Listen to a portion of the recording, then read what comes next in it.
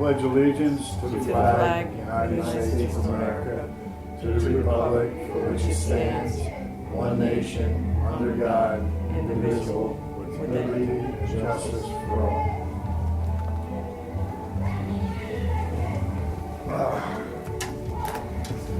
Right, just to make the minutes easier for me next time, I'm going to note that the chairman is present. Paulette Jones has stated she will be unable to make the meeting tonight. Ron Trask is appearing by phone. Ms. Mabry is present. Mr. Higgins is presently not here. We'll announce if he comes in. And Lieutenant O'Brien is here for the police department. Okay? And I'm here. All right.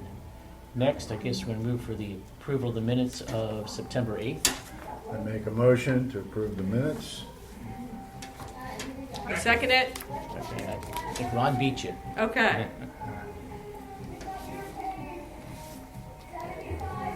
All those in favor say aye. Aye.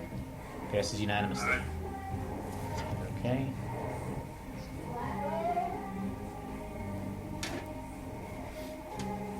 Okay. I mistakenly put on a promotion on here from last time because I was sure we had gotten one, but I checked my emails and there was no promotion for tonight. So the order of business for tonight is Lieutenant O'Brien would like to discuss some possible changes to the civil service rules. This is not a formal presentation that you're going to vote on anything. It's just a start of a discussion. So the civil service rules, when it comes to discipline, there's really, as we see it, only three alternatives for the chief of police.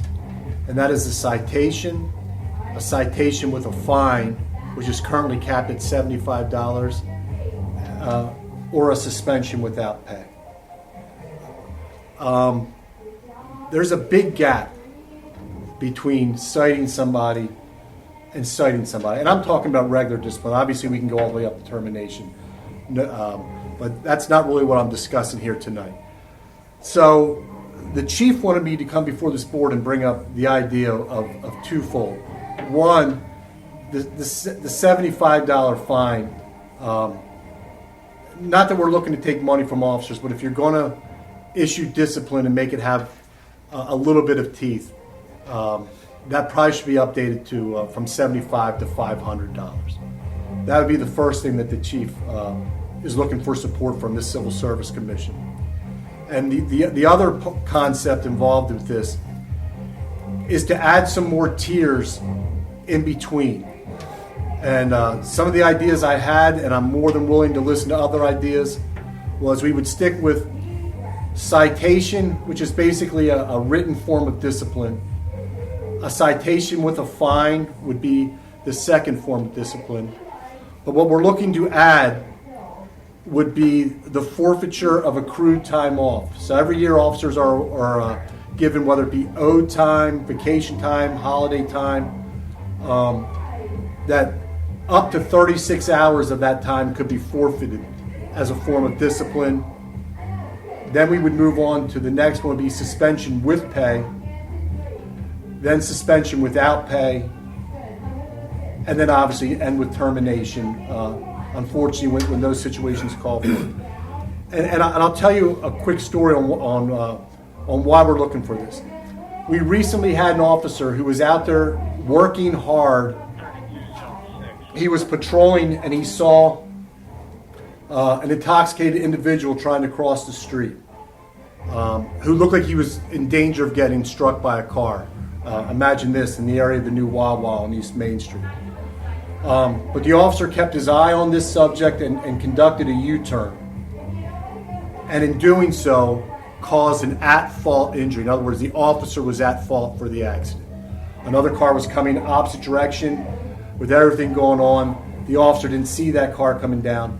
And there's probably about $12,000 worth of damage.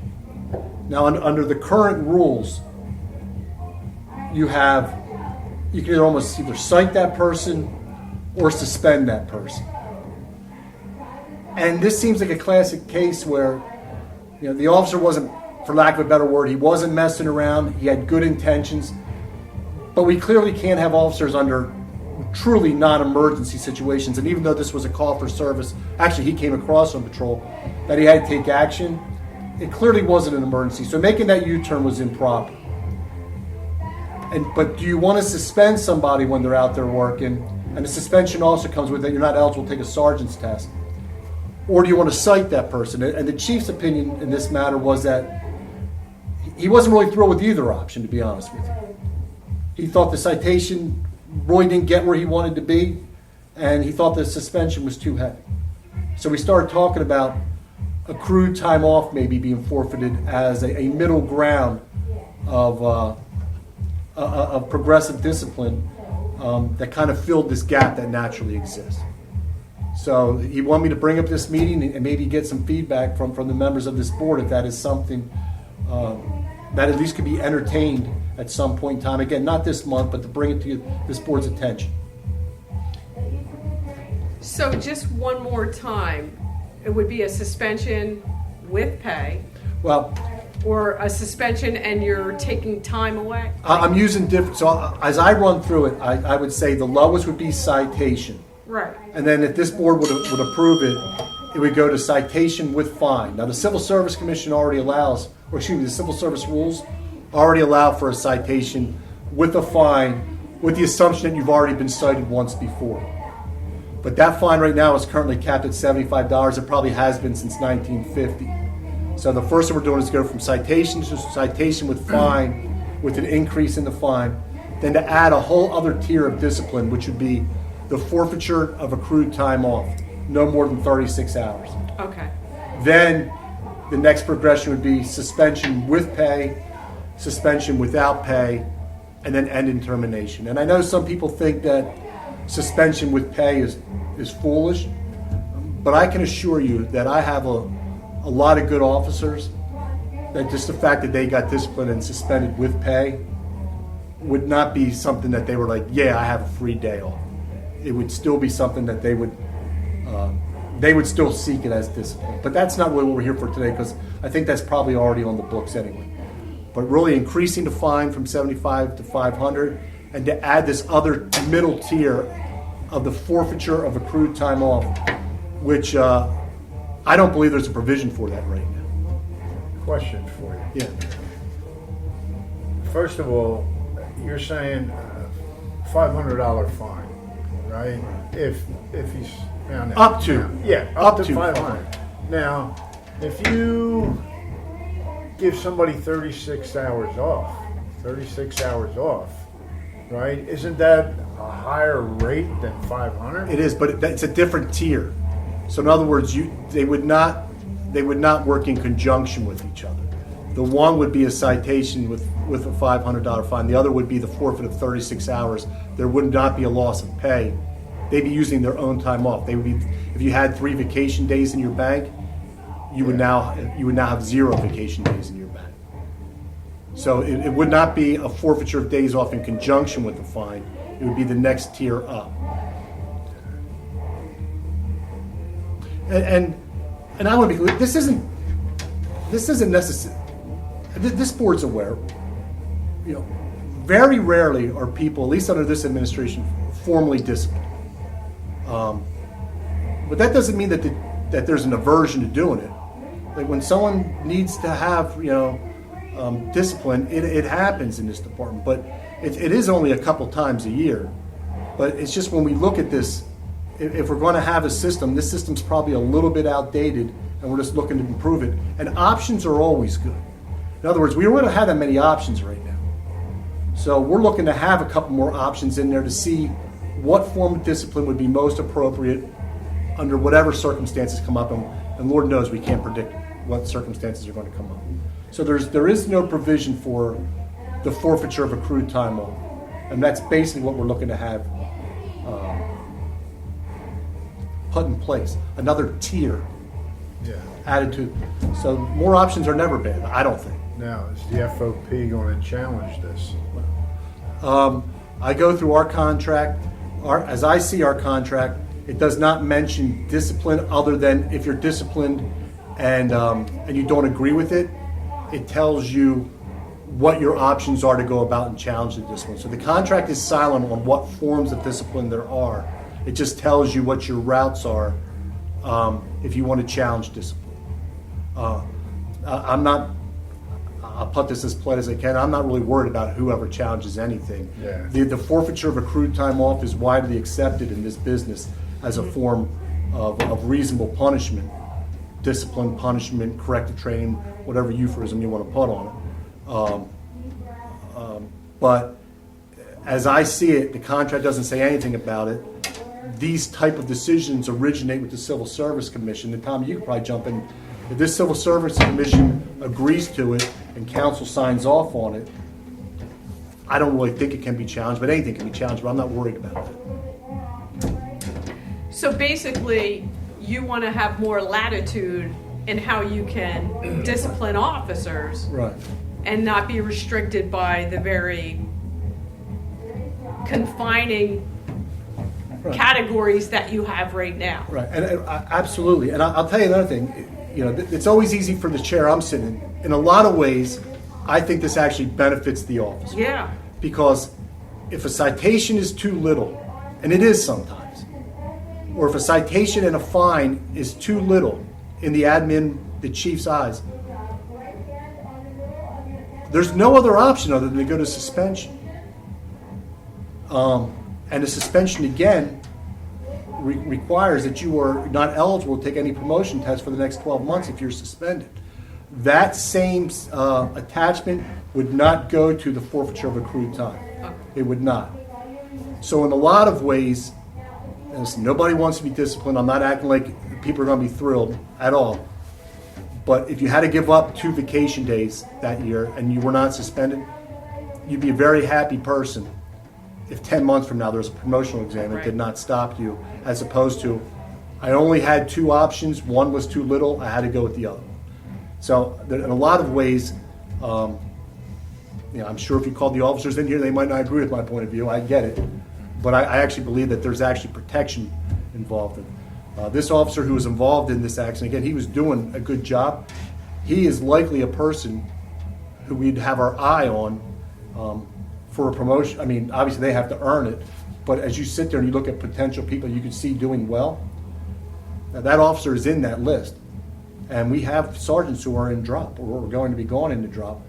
And that's when we started running into this conflict. So more options. It doesn't mean that people aren't going to be only cited when only a citation is appropriate, which is 90% of the time. We're not going to just start jumping to accrued time off, because a citation is usually all it takes to get somebody back on track to correct a minor infraction, and that has to be 90% of what we do. That percentage isn't going to change. It may actually lower the rate of people suspended, which already isn't high, but it may actually make it lower. We'll have to see. Would you agree that the biggest complaint is the perception that there might be inconsistency No doubt. to the No doubt. discipline? I would say that that's probably not a Plymouth Township or a law enforcement. I'm sure that that's a workplace Right. consideration. But more options, I also believe, actually smooths it out and allows for more consistency, I believe. There's a big gap between getting a written letter that goes in Yep. your file for 2 years and it's eliminated and buying 2 days off without pay. We're trying to fill in that gap.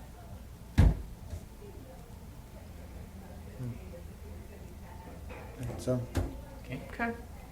all right. I think it's, as Jeff said, I think it's a nice middle ground, because it allows for moderate discipline without a suspension, which is major discipline. Yeah. So we'll see, and it's still discretionary with the chief as to what happens and who gets what. All right, any questions? No, so you're going to draw something up, or is that for us to draw up, or you guys are going to present well, something? I don't know. I thought that the intention of this meeting, I wasn't even, at least I can tell you what mine wasn't really to have this like brought up and passed even this month or next month. It was to get it out there, maybe revisit it after people digest it this month, and then my guess is that consultation with the solicitor could draw up language. Are there any departments around us or in the county that currently use You that know type what? of I discipline? know bigger departments have it, absolutely, like Okay. almost all major cities do. I think that would be, again, we're bringing up this month, I don't have the answer to that. I think it's something I definitely have time to look at before next meeting, and I will. Okay. And my other suggestion about why we're talking about rule changes is just because we're talking about rule changes, and that involves consultation with council, ordinances, and so forth. You're all familiar with the change of procedure last year because of the new rules on background investigations. A lot of townships have codified that and put it into their rules. So we might want to think about doing that this time. I think we're covered because we were required to do an investigation, and the statute now tells the department what kind of investigation they have to do. But it just might be cleaner to stick it in there. I think I said it is maybe it's belts and suspenders, maybe it's something extra, because I think you are covered.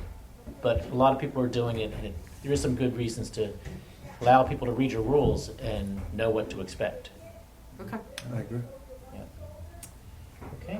Hmm? All right. There's no other business to come before us. I guess that is your report on the state of the department. Right, the other thing I would just add is that K9 Fox is retiring, or has really retired, but officially retires Monday. At the council meeting will be the official retirement. That dog is going to be purchased by Officer Monahan for $1 and go live with the Monahan family. And Officer Monahan's getting ready to complete his first leg of K9 certification with his new dog. What's his dog's name? I believe his name is it George? It's Yeah, George. he came named, so and he didn't want to change the dog's name, so it's K9 George. But that dog was purchased and being trained on a grant. So I thought this board might want to know that. Off the top of my head, it's probably about between purchase and training, the dog probably gets to be close to about $16,000 or so. Yeah. And we've received 2 K9 grants.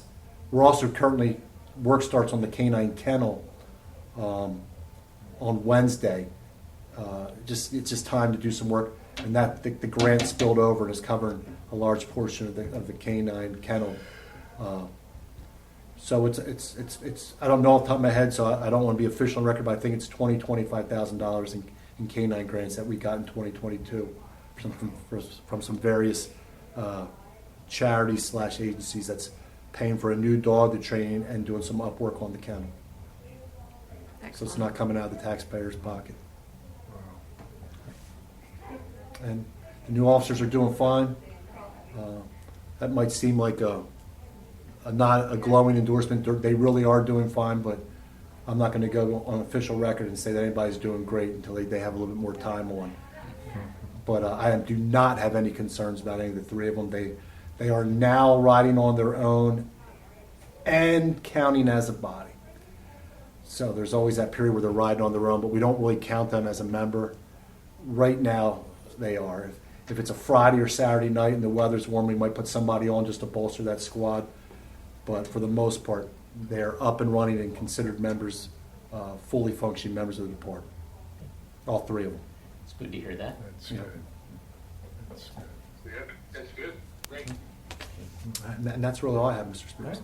Then we have no public comment, obviously, for the 97th straight meeting, and we can make a motion to adjourn. I make a motion. Second. All those in favor? Aye. Okay.